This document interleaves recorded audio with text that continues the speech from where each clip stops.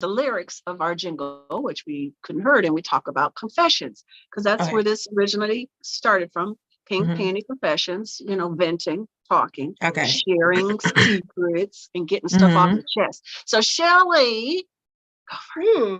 Are we live yet? Yeah, it said live. It says live. I don't see us yet, but yeah, I think we are. All right. Are we ready? Listen, this is your time. I'm hoping we are live. I don't see it yet either. Oh, I Me do. either. All right, we are live. Cool. Okay, cool. Woo, we did it. You want to hear the jingle again? Anybody want to hear it again? You want to hear it again?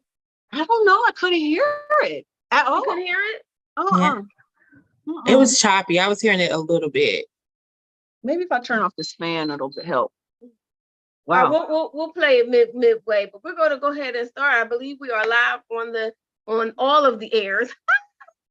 Okay, and this cool. is the time. Wait a minute. Them take the glasses off and be cute real quick. So it is your time to tell us your true confession. So it doesn't have to be deep. It can have just one true confession, and then we have to follow suit. So whatever it is, if you say, listen, I flew up on the thing and I jumped off, and we had to follow whatever your true confession, and no one knows it, or I secretly like to have, no, that was about to say some really I secretly like to have some outside PDA. No, I'm just Mm-hmm. So do I do it now? Do you want me to start now? Yep, yeah. It is your time. It is your time to think. Okay. Well, since we're on the subject of PDA makes me cringe a little bit. I know. I had an ex, and it makes me cringe because I think I had a bad situation like with PDA, but I think it's beautiful. Like, I don't know. It makes me cringe seeing myself in those situations, but to see other people, it just makes me cringe overall. I'm not going to sugarcoat it. It makes me cringe a little bit. So you're saying if it's overly excessive, if it's overly excessive.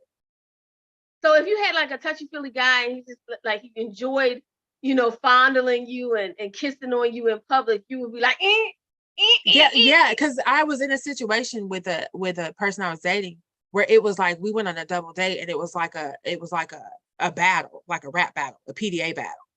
So it was like, and I think that's where it came from. I'm like, this ain't real.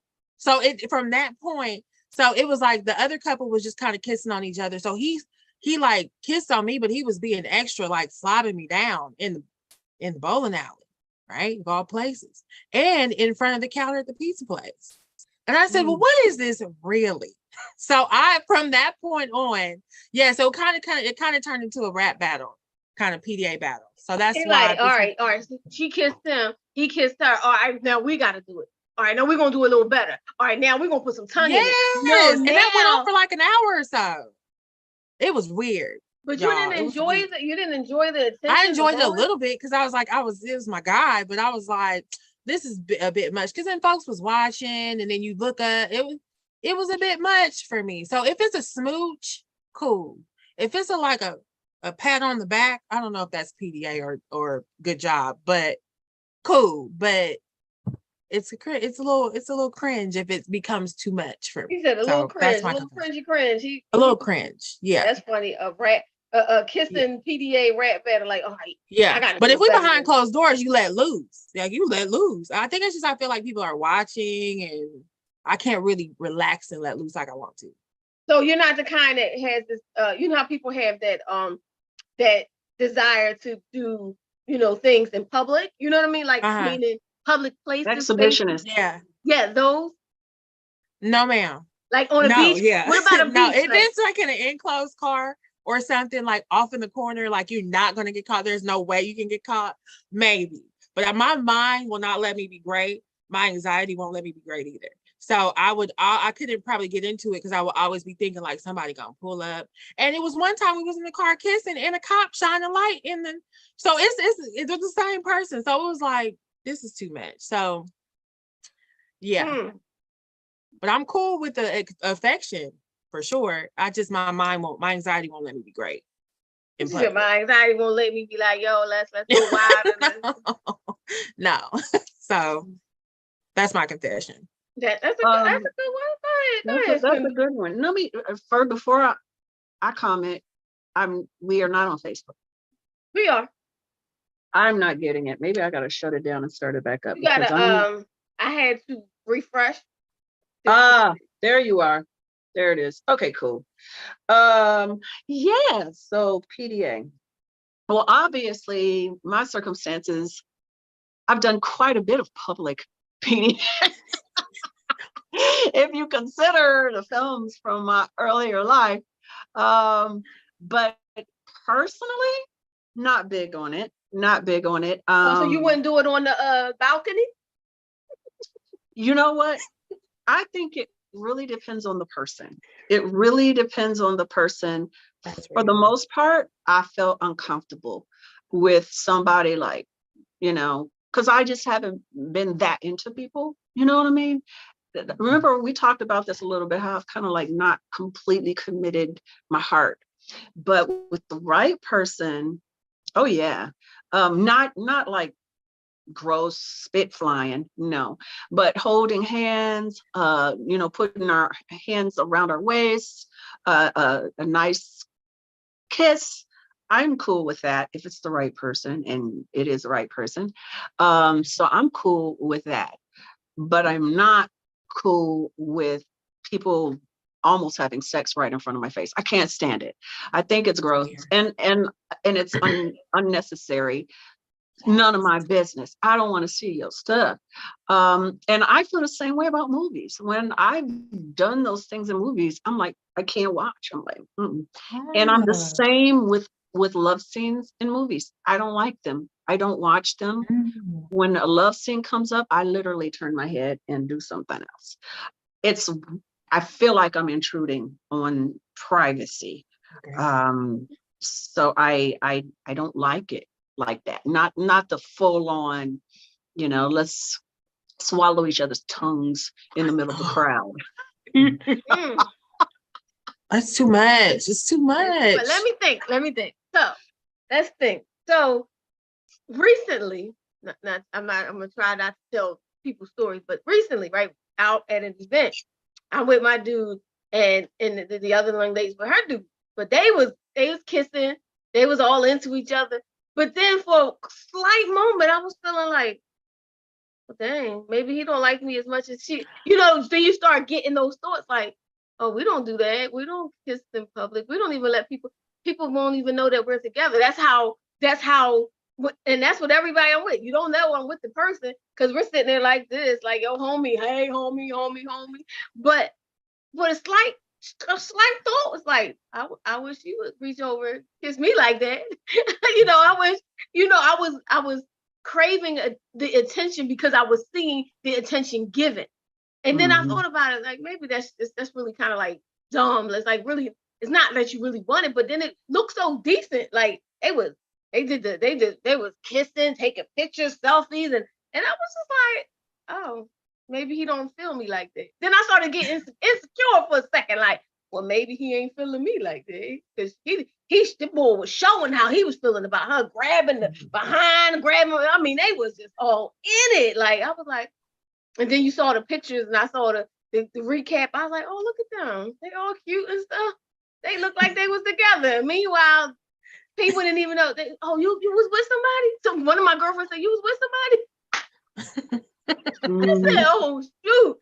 So I battled that, industry versus if I was a regular playing, not in the industry, would I want that?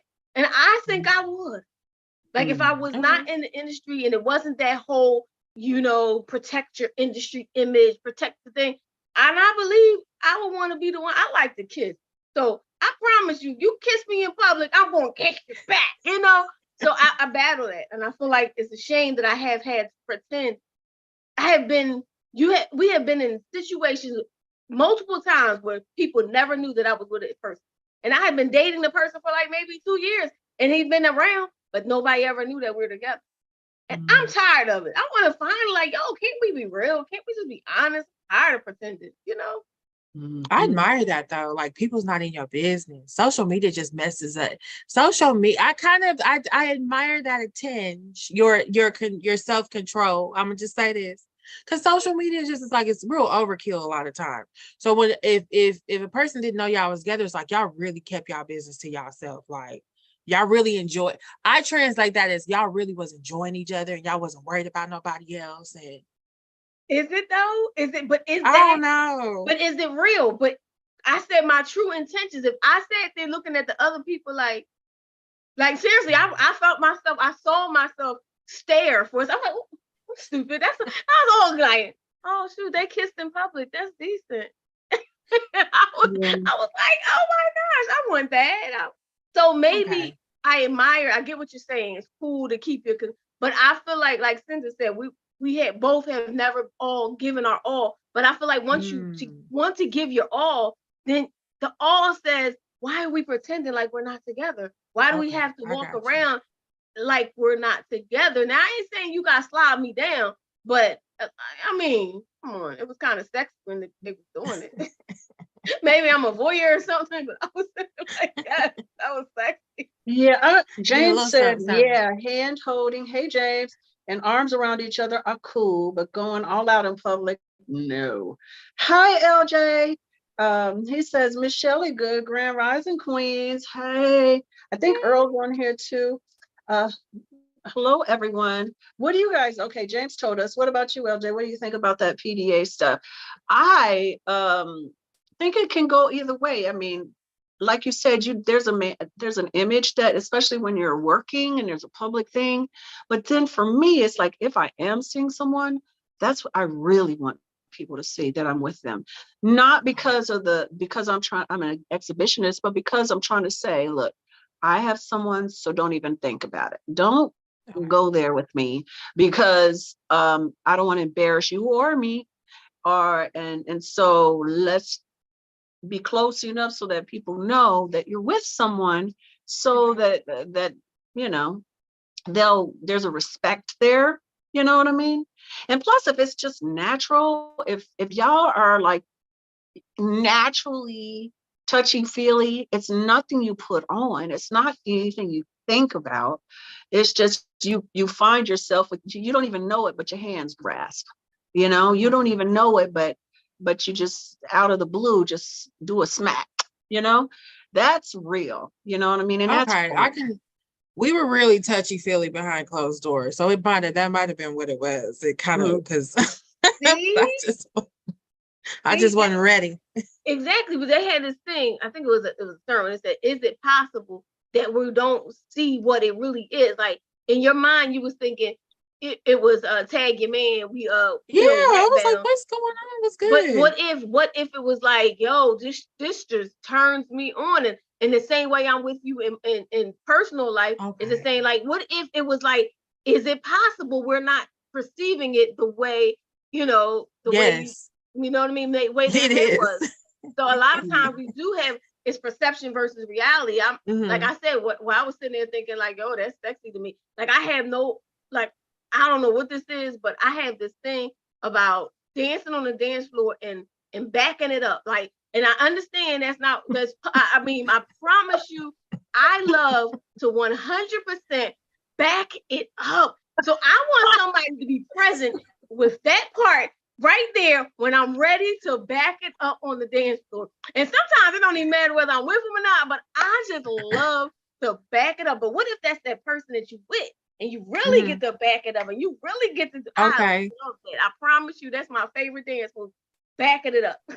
Oh man, that's funny. LJ said COVID has put a damper on his sex life. Yeah, I think that COVID did that for single folks, you know, well, or even married in relationships, because all that time together really showed people if they want to be together or not, you know, because when you're running around, you know, you're your job, he's a his, or he's in his, or she's in whatever's, you're not together 100%. So it's very romantic. You know, you come home at night and you're having your dinner and you see each other, you make love or not, watch a movie together, have dates. It's like a series of dates. But when you're stuck together 24/7, that's when you really get to know if this is someone you actually like, not just are attracted to, or even love. I think you can love people and not like them.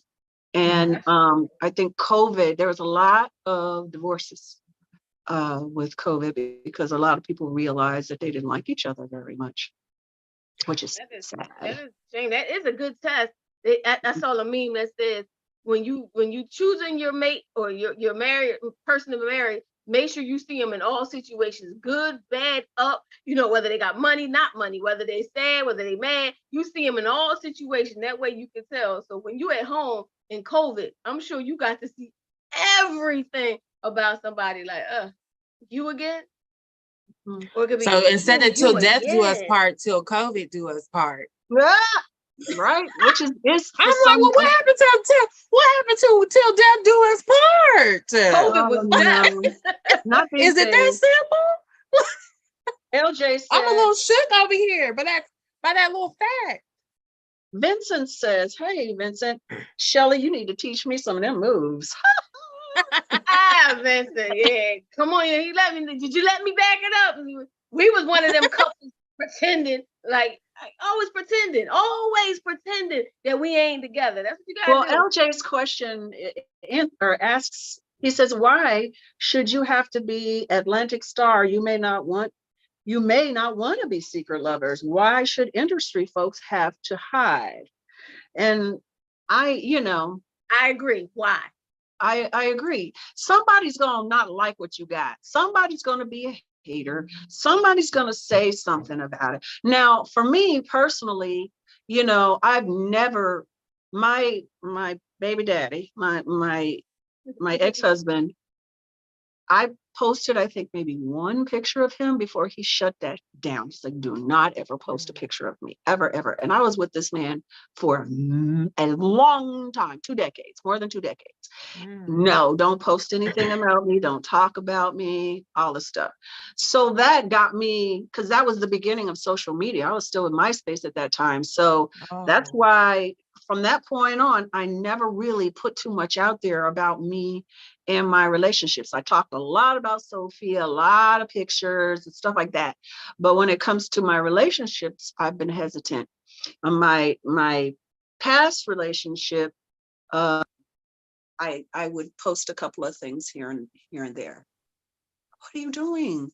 I would post that's funny. I think some of it may be the fact that, sometimes it's triggers, right? So I've been engaged, right? And then the person that I was engaged to was like, nah, I don't want to put nothing on social media. No, right? But then the moment he got with the next person, it was him and her. I was like, I'm so in love with this person. Then it was love with this person. And then everybody subsequent after that, he was always showing the person. Then the next time I was, with somebody, they was like, no, you can't take no pictures of me. You can't do this. You can't do that. And then the next time you see him, I'm seeing him on social media down on his knee, proclaiming this is the love of my life. And then it happened. It kept happening. Like, so everybody I was with that said, no. Then all of a sudden after me, I would see them proclaiming their love for someone. So I'm thinking, is it, then you start to feel like internalize things. It's like, yo, is it me? Maybe like I'm feeling like maybe I'm the precursor to, I feel like I'm the preparer. I prepare you for the next person. Like, am I that person? So imagine what I'm feeling. So I'm just be waiting for somebody that I'm dating to be like, claim me. It's not that I really need it, but it's like, yo, I have been through this. Everyone, if it wasn't every one of them, but it really was, you like, really? And both of them got married. Two people that really like stuck it in my heart. I was like, they both was getting engaged and married afterwards, proclaiming the love. And I was just like, oh my gosh, this kind of hurts. I kind of feel it in my heart a little bit, So I don't know if I wanted it because I wanted. You remember that old statement, thou, what is it? Thou something too much. Thou protested too much. When people put a whole bunch of stuff about how great and how in love they are and how, I question that mess. I bet, and I was just about to say that. Because my question to you is, when you saw that, did you question it?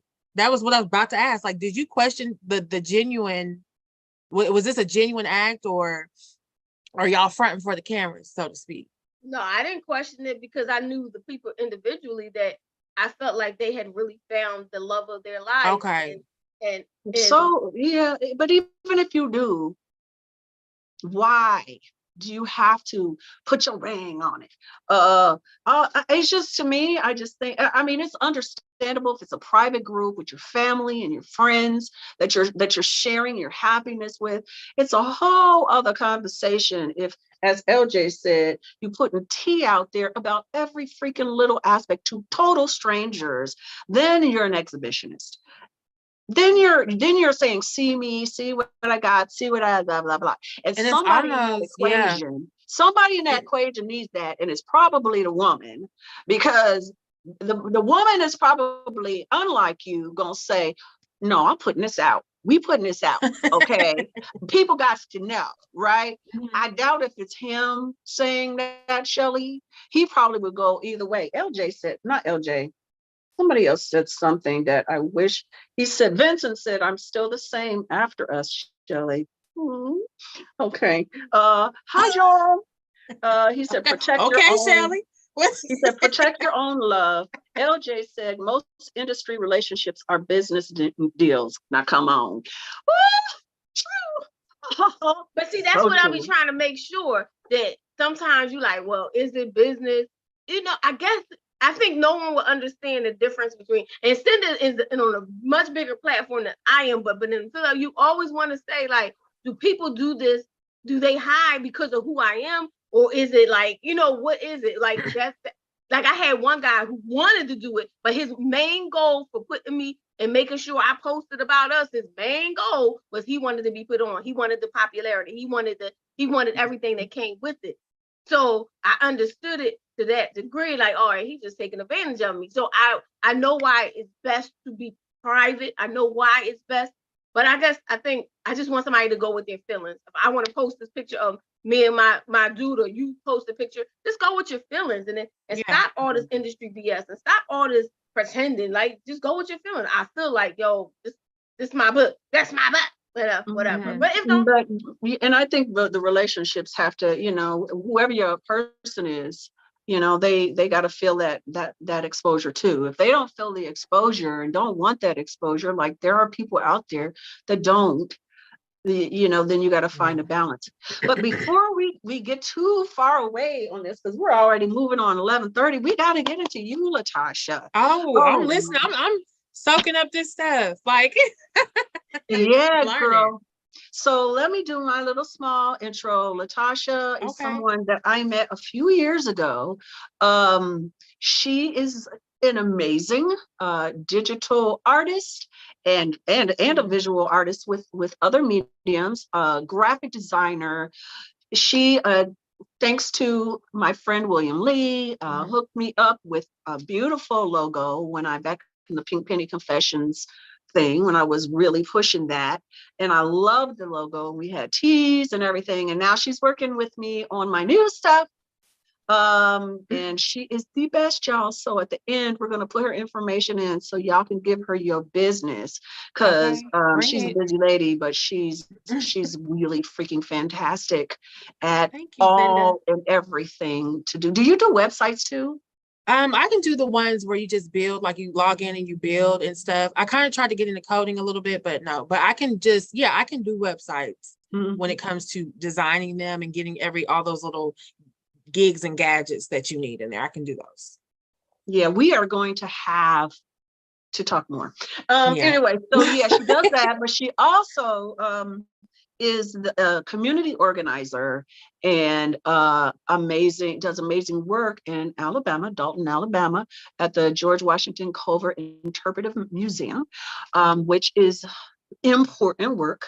So please, LaTosha, tell us. We don't have to get into your childhood and stuff. Okay. Except for, although I do love the fact that you survived so much when it comes to being bullied and all of that. Tell us a little bit about yourself, and then get into what you're doing now. Okay, so I'm from Muncie, as Cinda, Miss Williams said. Been in Alabama for 8 years. And we had talked a little bit on the podcast about my childhood, and I look back. I'm gonna talk a little bit about it. I look back on it, made me who I am now, and it made me be able to interact with people. One thing that as I grow and become older and understand, it kind of colored how I interacted with people in a negative and a positive way, especially when it came to like, and I was thinking about this, especially when it came to African American males, like into my adulthood. I know, right? I was thinking about like, what if this, you think about the subjects that may come up, and I'm like, what was the most impactful thing from, because bullying is such a, when people talk about bullying, they talk about it in a way where it's like, oh, you'll get over it. Oh, it's not a big deal. But I'm like, man, I was bullied. I think it's levels to bullying. I think I was top tier bully. Like, when I look back, like I think I was top tiered bully. And I think I just didn't really, I think I was just like, just want to be everybody's friend and just wanted to be, agreeable, and really didn't anticipate that going into school. So as an adult, I would start having like these, and it was mainly, here's the other thing. I work with African Americans. I educate the community about African American contributions. That's what the Carver Museum is about. We're switching over to agriculture, which I'm a creative, so I just flow through different avenues, and I really take advantage of that. So anything that you can make something out of nothing, I can do it. If it's something if you can make something out of nothing, I'm with it. And so gardening was one of those things that I took on. And I was program director at a garden for probably, I was there 6 years off and on. And so I learned a lot about gardening. And so at the Carver Museum, I'm trying to kind of segue us into the agricultural space. And so that's where the food justice part comes in. And so talking about food with African Americans, what it means to us, access, things of that nature, and opening up those conversations. I say all that to say that now that I'm explicitly working with African Americans and educating them, the bullying led me to kind of have social anxiety around African Americans, right? So, because they were the ones that kind of gave me the most grief. We give ourselves sometimes the most grief. And as a child, I had to, in my healing process, have to, go back to my childhood and be like, okay, where'd this come from? And so, and I think, I had a lot of white friends. I had a lot of, I had mostly in elementary school white friends, and I started getting African American friends in high school, and I had my group, and then college age I had my group, and we stuck together, and they're still friends. I'm still friends with them.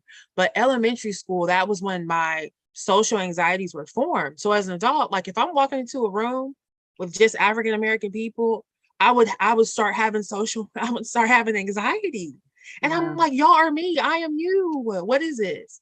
And so I had to go back and realize that, man, African American kids were the ones who kind of gave me the most grief, because I didn't have a lot. I wasn't dressing in the most fashionable, the typical reasons why you get picked on. Okay. So did they but fight, I hadn't, or just words? Did they fight? No, so they literally, I would just always remember getting on the bus, and it was like it traveled with me, like the energy, the bullying energy, because I would switch schools. I went to another town and still got bullied.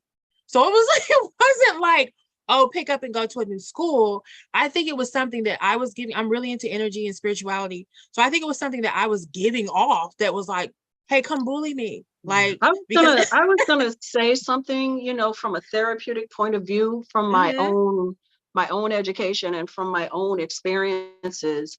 When something happens to us very early on, we give off a victim energy that we can't see. It's something we believe about ourselves. And so we put off this energy. I mean, mine was, I was bullied, but by girls, especially in Muncie. They hated me. Right, Muncie, that was it. What was that? What's up with Muncie? It was a lot of fights, and Muncie has this weird energy. I would say that. It does, and that's a whole show talking about Muncie.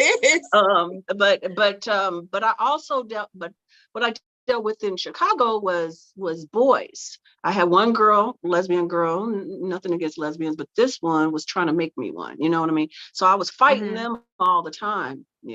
I was fighting them all the time, but because of something that happened to me when I was 5 years old, where I was a victim of molestation for a year, I think that's where that whole energy came about of, I'm supposed to be victimized because I was victimized and no one did anything about it because they didn't know about it because I didn't tell anybody. until later. And so until you recognize what's in you that's attracting these things, and it's usually your perception of yourself, Mm-hmm. it's hard to stop that kind of attention. Yeah. Because you're putting out an energy where predators are attracted to you, because you have this energy of I've been beat up a lot. And you're not like walking around saying, beat me up. That's not it. That's not it. But you're walking around with this fear and this perception in your energy that is what happens. And so you draw it to you. And I agree. Yeah. I agree. Because when I switched schools and went to Anderson, it was the same thing. And I think that school was not cool for me. I hated school. I'm gonna just be real. A lot of people were like, school was the best days they were not the best days of my life. Okay. School was not the pinnacle of my being, right? As it may have been for some people. And so, but it taught me a lot, but I use it as a reference now as to how I interact with people, or if some things come up. And I just remember having, it was always at the bus. It was always getting on the bus, not being able to find a seat. My mom would have to come to the school. It was words. It was words that were breaking me down. So I never really, nobody was like, oh, I'm going to come beat you up or I'm going to fight you. Although I did give this girl ice cream for her not to fight me. So I don't know if that counts, but I bought her ice cream, right? So I bought her ice cream and I'm like, that should hold you for 3 days, right? Yep. So it held her for 3 days, bought her a little ice cream cone. But I could remember growing up feeling like, is this going to be my life? Is this how African Americans saw me, right? Because that's your perception. So as I got older, that anxiety stayed with me. And those things, I never really got bullied, but like I said in the podcast, things became more passive aggressive. Oh, we could do this, because Tasha ain't gonna do nothing, or Tasha ain't gonna, Tasha ain't gonna, she ain't gonna say, she ain't gonna, and it was like, because you're kind, mistaking your kindness for weakness. Yeah. Yes. And so as an adult, I have to say now, it's like, I'm gonna be kind, right? Right. I think it's a weak-minded person to take somebody's kindness for weakness, right? Mm-hmm. Because it's like, kindness is good energy. Who doesn't want to put out good energy? Like, who doesn't want to help an old lady cross the street? Who doesn't want to give to the homeless? It's these, or just say a kind word to somebody. That's me putting out good energy into the earth. And but I have fangs now. So I produce claws over time too. So I'm thankful for those experiences because it let me know how people can be. And in my adult life, I don't know if there's such things as bullies. There's bullies in the adult world, right? It becomes more passive aggressive. Nobody's saying, give me your car, I'm going to beat you up, As you I like what Joel said. Joel said, and there's quite a few comments, but Joel said that it seans like you have PTSD from your own people from childhood. That's what it sounds like. It's PTSD. Man, yes. So I hate to PTSD. That's true. To call it PTSD, it makes it real, really real. Mm-hmm. It is real. But it's the truth. It's the truth. I know, right? Right. So I think, how everything works out is I do have a love for my people now that I never have experienced before. And so in that healing, because I can't do the work that I do without having that love, you know what I'm saying? I can't maneuver. I have to maneuver constantly in love and just working with people constantly in the community and standing up for Black people in the South in certain instances, whether it be politics or just telling the truth. Even with this food justice, I'm focused on Black people. How are we being affected by, this food that we don't have access to, or this unhealthy food? How are we? So there's a love that I have, but there's also a guardedness that I also have that is still there. Mm-hmm. And I hate that sometimes, but I want to read some of these comments because it's a lot of comments coming in. Yeah. James said he was bullied because he was shy and quiet, but when he fought back, they left him alone. LJ said, this is why the film The Color Purple sticks out. We're dealing with so many taboos. And he said, that's where we go left. We expect people to be like we are, and that's not the case. So, I mean, I don't know, sometimes I think it's the opposite. It's they want to be who you are. And so they want to hurt you because when they look at you, it's a reflection of what they're not, I you know. know, Yes, yes, you know, yes. and But So how it, did they see especially, that as kids? I mean, we were all bullied as kids. We were all teased as kids. But how do they yes. see that? What? Why is that as a kid that they're doing it to each other? Because it's clearly we're in 3 different areas, and it happened to 3 different people. So, where did that come from? It is really something that they got. Go ahead. Sorry. So I will say that as a kid, you feel like it's just you, plain and simple. There's nobody to sit there and say, it's not you, girl, it's them. My mom would say those things like that. She would say kind words to me to keep me uplifted. My Shout out mom to did mama. too. Yeah, shout out to mama. And the thing she said was true too. She's like, them same people that's talking about you in 20 years won't be, and they wasn't. So I was like, Mama, thank you for that. But at the same time, you just think it's you. Like you were put in this earth, and that is exactly who you are. Because you have no reference point as a child. You know, you have no reference point to say, oh, they just mad, they just angry, because you're not learned in those areas, or you're not developed in those areas. But what I'm working through now as a female is just my relationship with Black men. That was a thing because it was Black men picking on me, and I was like, well, surely y'all don't like me. Y'all don't like me.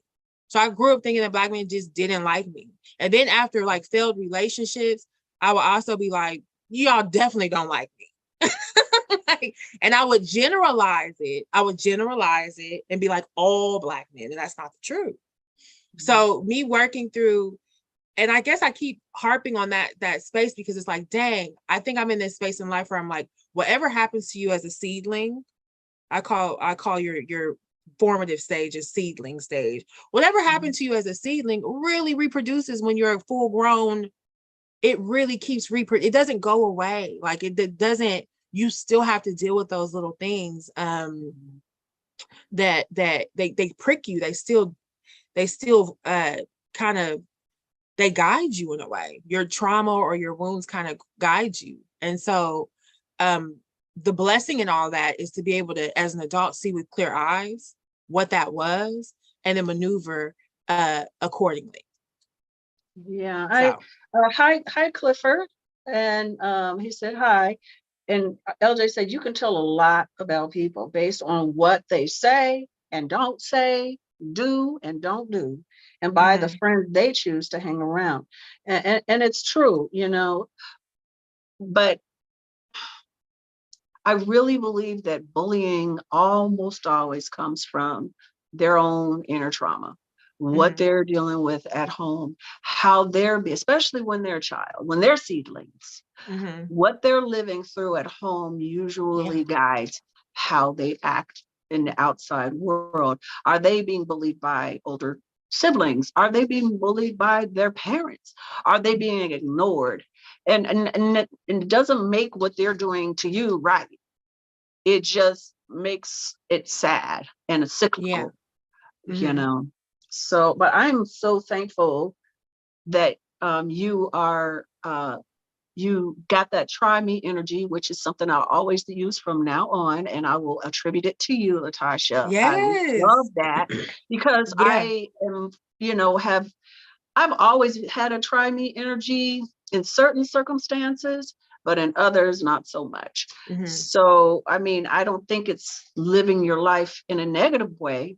You're just saying you're not going to take no crap. Yeah, it's like, okay, because I'm the type of person, I'm gonna give you a couple chances, right? You do something, I'm like, maybe not. Maybe they didn't mean it. After that 3rd or 4th time, it's like, okay, I can unleash, and the try me energy is like, it feels good when you're able to unleash it. I'm just gonna be honest. Because you're like, I've been meaning to say this. I've been wanting to say this. And it is my pleasure to say this to you now. Okay. And I'm gonna get you all together with my words. Words are powerful weapons, right? And so I don't have to, I'm a big woman, right? I'm like 5'11. I'm broad shouldered, I'm tall. You know, so I have a presence when I walk in a room. So I can't be like all up on somebody.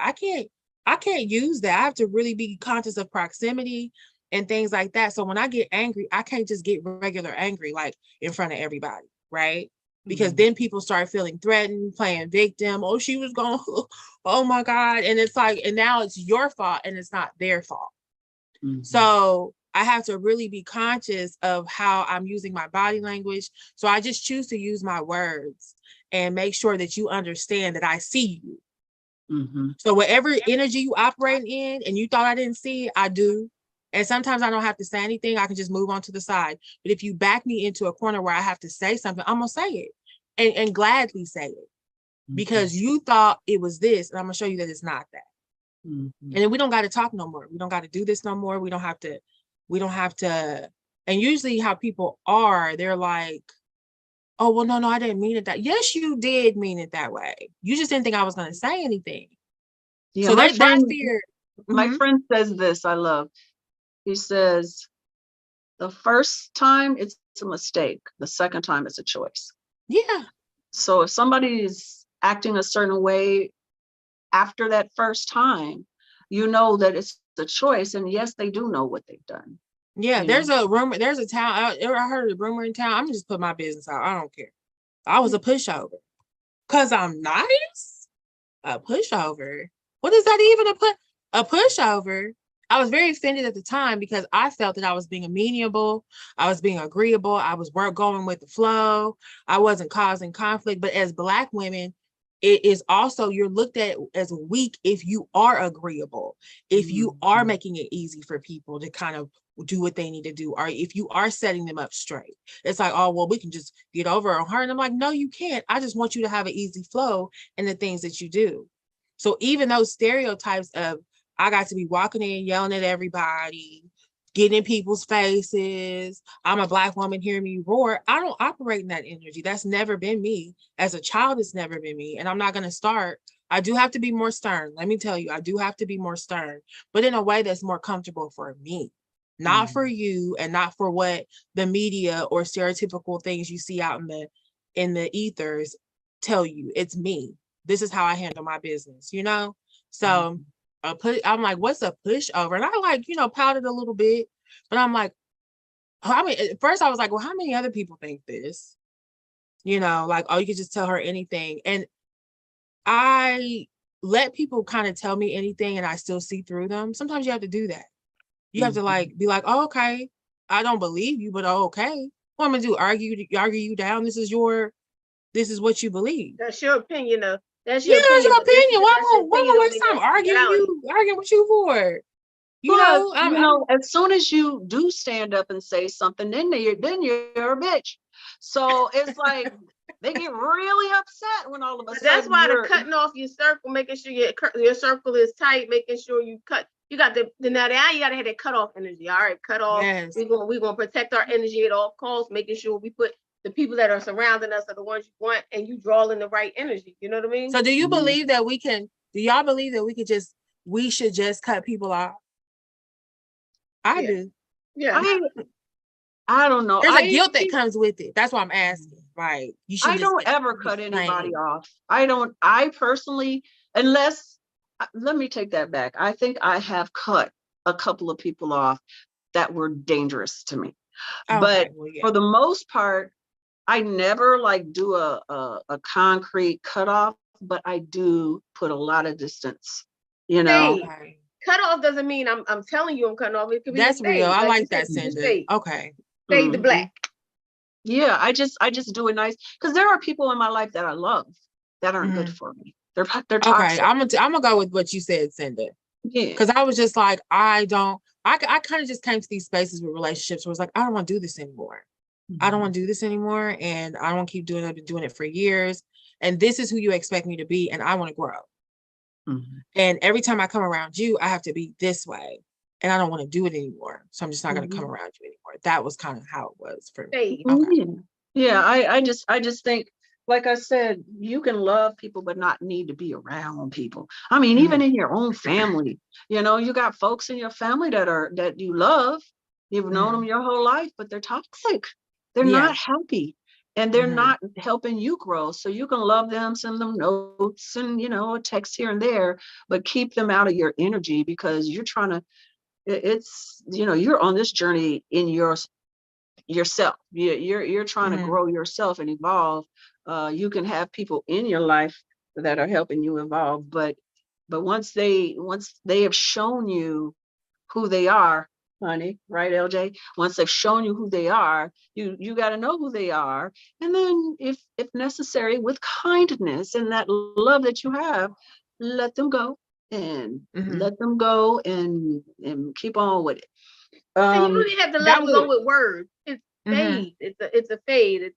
It's a you know who people that you want to talk to. You know you want to that you allow them. So I'm Yes. allowing you in my presence. I'm allowing you in my circle. I'm allowing you to speak to. So you don't have to say it with words. You just it's what you allow. You don't have to call them, and they don't have. You don't have to answer the phone. It's a fade.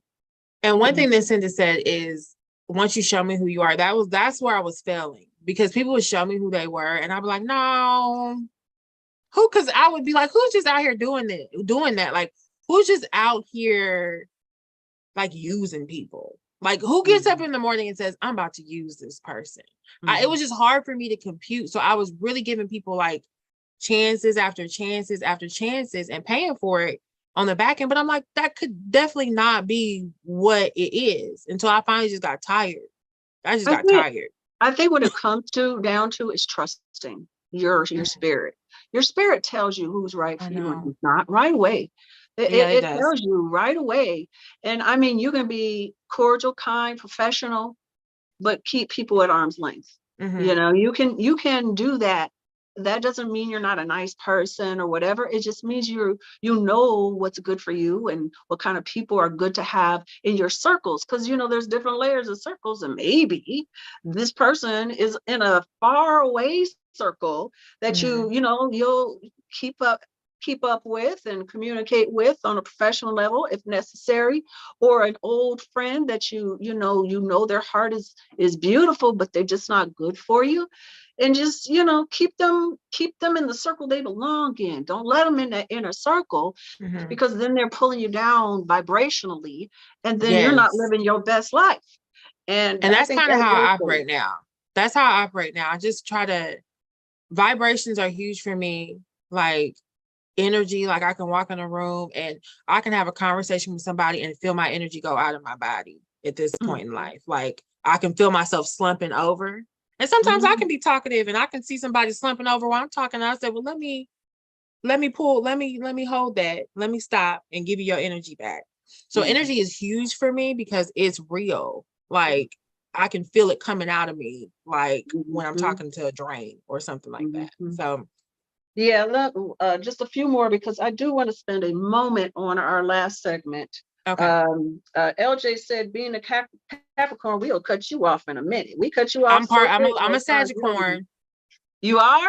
Are you on a cusp too? You on a cusp? I'm on a cusp. That's why we click. Oh, what are you, Cinda? I'm a Taurus. And okay. I love Capricorns. I've recently realized I love Sag. I didn't know any Sages before, but I love them. Now you do. Yeah, I do. James said he likes your personality. You're awesome. And James, I can tell you, is one of those guys, he might have been like the male version of you, just so nice to people. People mistake Thank you, James. Yeah, they mistake that kindness for weakness.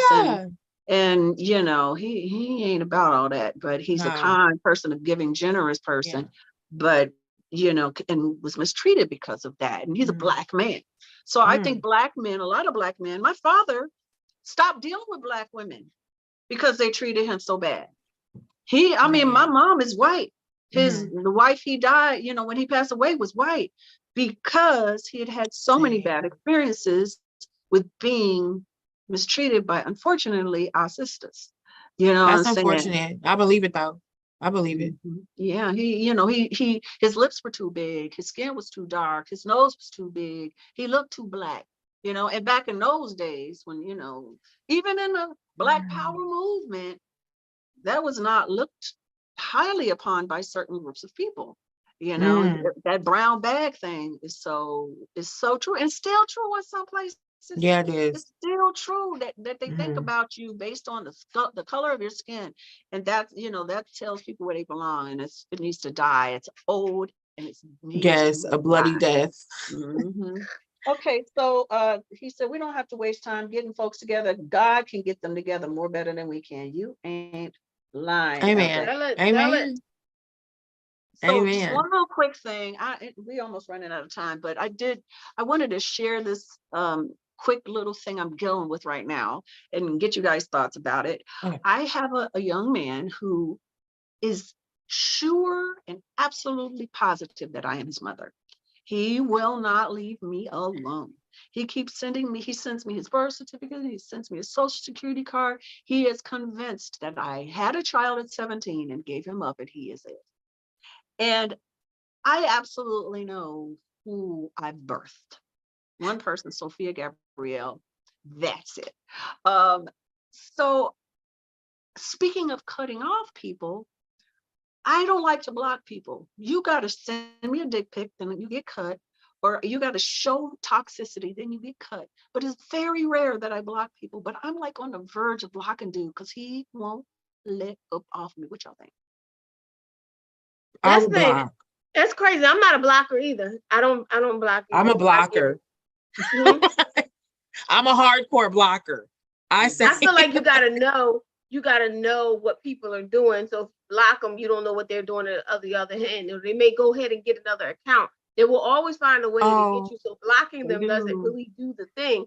But dealing with them and trying to help that person, clearly, not to even talk about the person, but clearly the person is disturbed because she's already explained to him yeah. that I'm not your mother. I never had a child. So and for anybody, any human being to send their social security and birth certificate, which is the thing we are supposed to hold near and dear to our hearts, clearly there's an issue there. So I think there's maybe an issue more so of mental stability. Are you open to unpacking this with him? Like just asking, I'm sure you've asked him questions like as to why he thinks this, or like who told you this? Like who made the connection that made you think like, did somebody say this to you?